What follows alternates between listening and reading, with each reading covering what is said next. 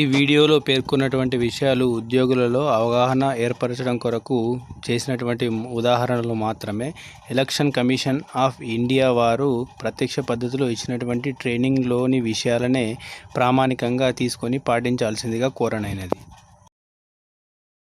Hi friends, this is Krishna from హర్విలు channel. So ఈ మధ్య కాలంలో జరిగినటువంటి ఎలక్షన్లలో మనం గమనించాల్సిన ఒక కొత్త విషయం ఏంటంటే 16 పాయింట్ రిపోర్ట్ అని చెప్పేసి అదనంగా అడగడం జరుగుతుందండి. సో ఆ పోలింగ్ బూత్లో జరిగినటువంటి విషయాలను అదనంగా ఒక రిపోర్టు ద్వారా 16 పాయింట్ రిపోర్టు ద్వారా ఆర్ఓ గారు కోవడం జరుగుతుంది. సో అదేనండి 16 పాయింట్ రిపోర్టు. దాన్ని ఎలా పూరించాలో ఇప్పుడు నేర్చుకుందాము. దీంట్లో first point polling booth number. So మనకు కేటాయించినటువంటి నంబర్ ఎంతో అది డిస్టింగ్విష్ మార్క్ పైన ఉంటుంది. దాన్ని మెన్షన్ చేస్తూ పేరు కూడా రాస్తే మంచిదండి. అదేవిధంగా CPF deployed yes or no. So CPF అనేది సో మన సుప్రీంకోర్టు తాజాగా ఇచ్చినటువంటి తీర్పు ప్రకారం 2003లో జనక్ సింగ్ వర్సెస్ రామ్దాస్ రాయ్ అనేటువంటి కేసుకు సంబంధించినటువంటి సుప్రీంకోర్టు వెలువరించినటువంటి తీర్పు ప్రకారం ప్రతి పోలింగ్ బూత్కు కేంద్ర పారామిలిటరీ బలగాలు మోహరించవలసిన అవసరం ఉంది. సో దాని ప్రకారం ఇక్కడ అడుగుతున్నాడండి రిపోర్టు. సో సిపిఎఫ్ సో కేంద్ర పారామిలిటరీ భద్రతా సిబ్బంది నియమించబడ్డారా లేదా అని అడుగుతున్నారు. సో దాదాపుగా ఉంటారు. సో ఉంటే ఎస్, లేకపోతే నో అని మెన్షన్ చేస్తే సరిపోతుంది. అదేవిధంగా micro observer deployed yes or no. So micro అబ్జర్వర్ను కూడా నియమించారా లేదా అని. సో సాధారణంగా మైక్రో అబ్జర్వర్ కూడా ప్రతి పోలింగ్ స్టేషన్కు ఒకరు నియామకం కాబడడం జరుగుతుందండి. సో ఎస్ అయితే ఎస్, ఒకవేళ నో అయితే నో. సో ఇది కేవలం ఉదాహరణలు మాత్రమే. మనకు స్థానికంగా ఉన్న పరిస్థితుల ఆధారంగా మనకు ఎటువంటి రిపోర్టు ఉంటే అటువంటి క్లియర్గా ఇవ్వాల్సి ఉంటుందండి. అదేవిధంగా 4 video camera deployed. So web casting ఉన్నట్టయితే ఎస్, లేకపోతే నో.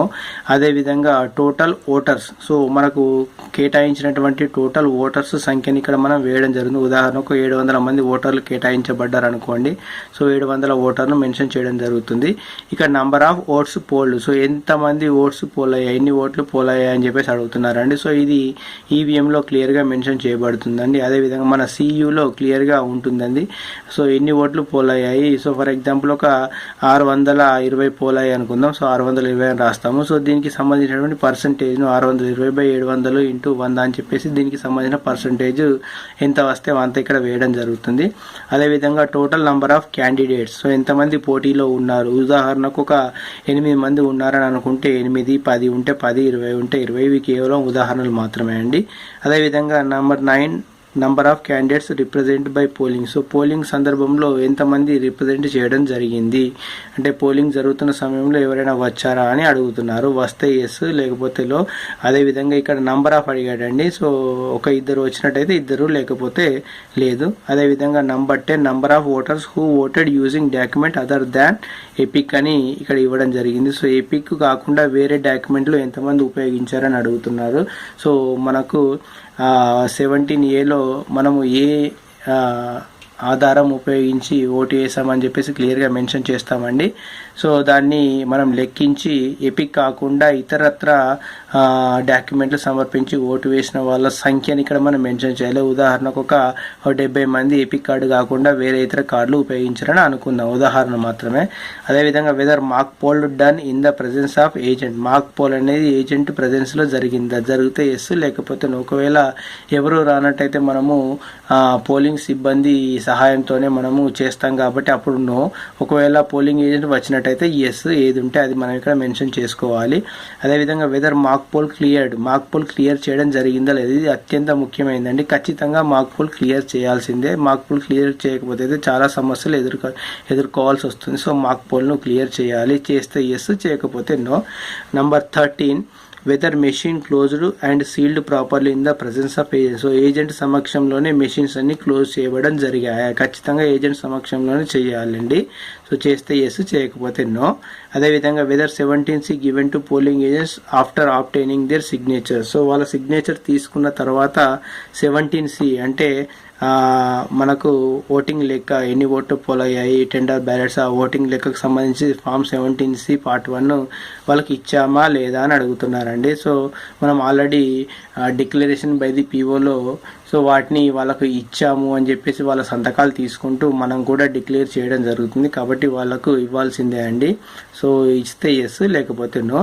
అదేవిధంగా number 15, number of voters who have voted after 5 PM by receiving the token and the end of the poll hours.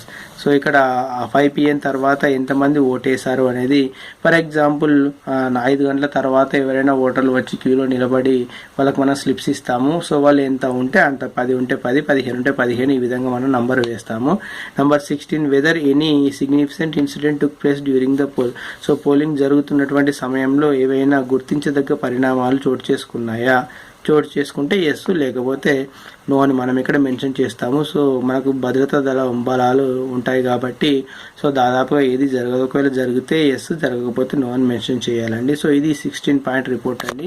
So ఇది చాలా ముఖ్యమైనటువంటి రిపోర్టే. సో దీని ఆధారంగా సో ఎలక్షన్ కమిషన్ వాళ్ళు తదుపరి ఎలక్షన్లకు ఎటువంటి చర్యలు తీసుకోవాలి అన్నదానికి ఇదొక సూచికగా ఉపయోగపడుతుందని చెప్పుకోవచ్చండి. సో ఇది 16 పాయింట్ రిపోర్ట్.